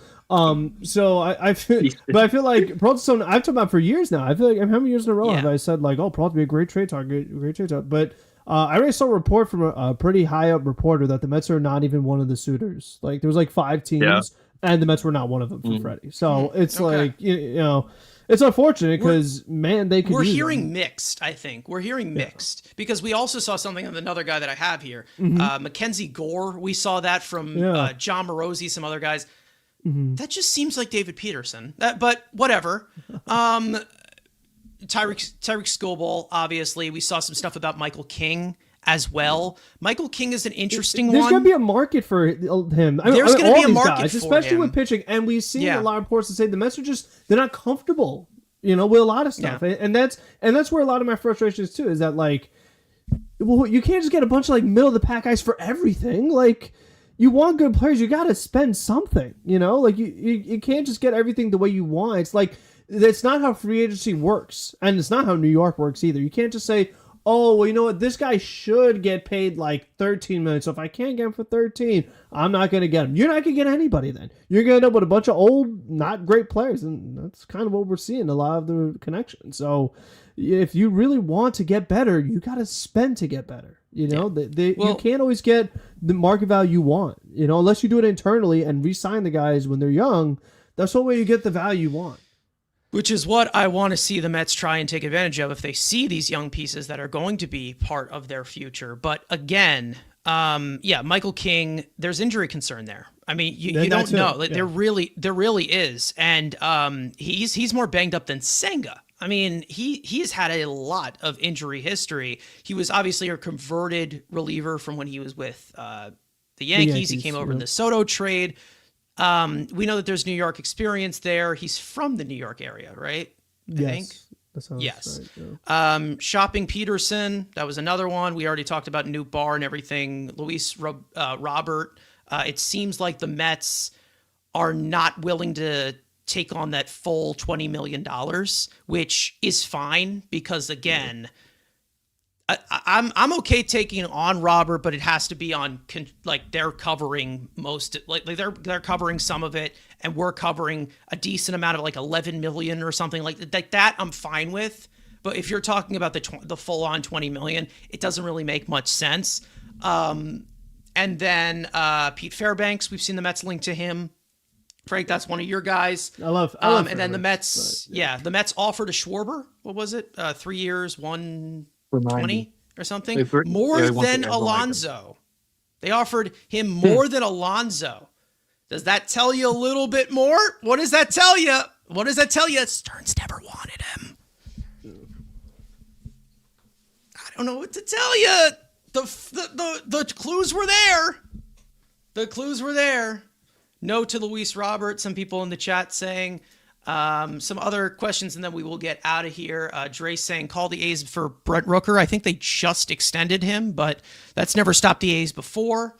Matt saying, I wanted Brendan Donovan, but Simeon here, that seems unlikely. Yeah, it's definitely unlikely. We saw them connected to Donovan before that Nimmo trade happened. So that probably was what they were looking in that realm of things, and they ended up with that. Ramon Laureano, Padres, for left field. That's another one that could be considered because left field is open. It's a right-handed bat. And it gives you leeway to, if you want to see Benj get playing time at the major league level. I mean, I do think that the young guys are seen as the big component here, but again, it's all about, filling the lineup with, Nimmo and Pete Alonso both gone. So it helps. It's a right-handed bat. He was acquired by the Padres at the deadline. Along with Ryan O'Hearn, who's also available. So I mean, I don't know why San Diego would trade him though. I don't know. They're looking to move almost anybody, right? Well, they're trading Mason Miller. I mean, Preller's doing. Yeah, Preller does. She's going to trade everybody. That's crazy. Trading Mason Miller is after what they gave up is like so crazy. But I mean, they're trading Pivetta. They're listening on Miller. I mean, again, they want our shortstop. Go. Love a different. They want how many shortstops? They have like 3 shorts. They have 4 shortstops. How many do they want? What do you mean they want a shortstop? Apparently, they're going to offload they're going to offload the Xander contract on us. That's what we've been hearing from Padres fans. They've been that Bogarts for Lindor. That's what they're saying. That one. Yeah. That's what they're saying. Yeah, that's not happening. Okay. Anyways, and then you're like, no, give me the center fielder, and then you can have a deal. There you go. And the right fielder too. While we're at it. Yeah, give us the right fielder. I'm not trying to be greedy. That's gonna be greedy. And then obviously the Starling Marte reunion. No thanks. I think we can all unless I mean, Frank, are you want to argue for it? I know that this is something that I know. I don't. Yeah. No. I mean, we've already talked about it already. It seems like Soto's the one that's advocating it. I'm okay. Like, he can't be the DH. Not to if he wants to be the first base coach, I've already said if he wants to be the first, that's fine. But it's like. Yeah. No, like if they do that, like that's what I mean. It's like there's uncertainty, but it's good uncertainty for me because I wanted to see it change. Tweeting about the Rangers. What did the Rangers do? What did the Rangers do? Did the Rangers do something? Nothing. Now also this stuff about there's Alexis Diaz. He went to Texas, and they also got Tyler. But he loves the Dodgers. What the hell? Yeah, I know, right? He loves the Dodgers. That doesn't make any sense. But one time he's like, exactly. Go back to my brother. He only loves the Dodgers. Also, Danny Jansen signed with the Rangers 2 years, $14.5 million. Okay. Look at the Rangers going on a shopping spree. David Stearns, wake up, boy. At the Rangers going on a shopping spree with Brandon. Look at the Rangers. Look at CY. Anyways, yeah, Preller did say that the Padres are not trading Tatis. That's more of just Mets fans. I think what's happening is Mets fans started to say that they were getting Tatis on social media, and then Padres fans started clapping back and saying, hey, we're going to get Lindor. I mean, the room. Steve Phillips did go on MLB radio saying he's hearing the same thing. So now it's not just Padres fans. Steve Phillips. He did. He did. So this is Steve. So Mason Phillips. Miller and Jackson Merrill get ready to learn New York Mets. Lindor's going to go be a fashionista in San Diego. Here you go. And what voice told him that? Was it Jesus? Maybe. Was it Jesus? We're listening to Steve Phillips. I didn't know it. Bro, and Nightingale tweeted out too. So yeah, Nightingale and Steve Phillips, two reliable That was not sources Nightingale. That was not Nightingale. Jesus Christ. I'm telling you gotta love it, bro. You gotta love rumors this time of year. It's more fun. Yeah. I listen, I don't know. Andrew Vaughn. He's old, bro. Get these old guys out. No, please, no. Andrew Vaughn, I mean, he had a good breakout, right? Yeah, once he got saved from right? the White Sox. That's Brewers devil magic. That's something. I'm not touching that. That's a Brewers devil magic right there. The Brewers devil magic. Yeah, I mean, it is a right-handed bat. He is. Yeah. He is like 5'10", so I don't know why. Yeah. I don't know how you'd put that at first base, but and then the last thing we're going to say here, this whole crap about McNeil Goldschmidt platoon. If that happens, then you're gonna see me beat up Stearns. Then you'll see me beat up Stearns. Then Stearns, yeah. Well, that's when they will Stearns end up is going happening. to Kmart. We're seeing David Stearns at Kmart. You know what? David Stearns is going to the center point of Kmart. Anyways, and we're not going to finish that joke. Yeah. Either way, no, we will not. A lot went on this week, but I advise Mets fans to take a deep breath. Okay, let's see what is in store first, and then we will react accordingly. Either way, if the Mets don't have a team that we are proud of, that we like by spring training, there's always the Knicks, right, Andrew? There's always the Knicks. Yeah. Hell yeah, always the Andrew. Knicks. I mean, what a hell of a week. I mean, again, we start with, the Mets blowing up their core. Then the Penguins decide, you know what, let's trade a long-term stalwart of their franchise this morning. I mean, all my teams, Dante's coming back on the Knicks now. Giannis is coming too. God, every sports team is just absolutely in shambles. And you know what?